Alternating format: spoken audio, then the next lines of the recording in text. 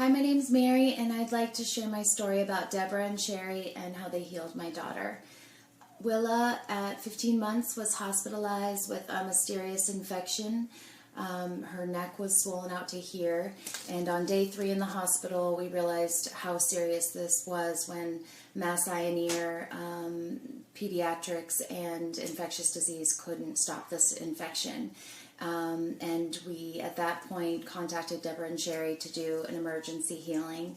They did an emergency healing, not knowing anything about Willa other than that she was in the hospital and they had a picture of her. They did a spiritual surgery and healing on her and described everything that would unfold in the agonizing weeks to come. For example, a trauma that she would end up having in her foot, in her head, in her chest, all things that didn't make sense at the time and came true. Most importantly, they talked about popping that they heard in their ear, and described this being what healed her.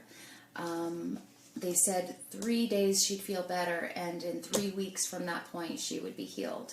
They said the doctors would never be able to get on top of this, but to not have or have faith and not to worry that she would come out of this and everything would be okay. Like they said, 3 days later she had surgery by the world's best otolaryngologist to try to drain the abscess of infection in her neck, and they were unable to access a second walled off infection of an abscess that was in the worst spot on her body it possibly could be. So they were going to have to do another surgery to get to this. Otherwise it could burst and infect her whole body and kill her. But unfortunately the surgery was very risky. They could hit the carotid artery.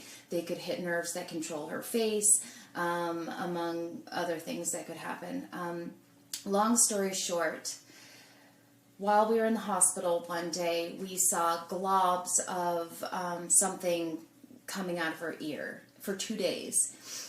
They tested this, and to their surprise, it was the infection here. After scans showed this, the infection drained itself, plowed through soft tissue against gravity up and out her ear canal, which there was no pathway, so this didn't make sense.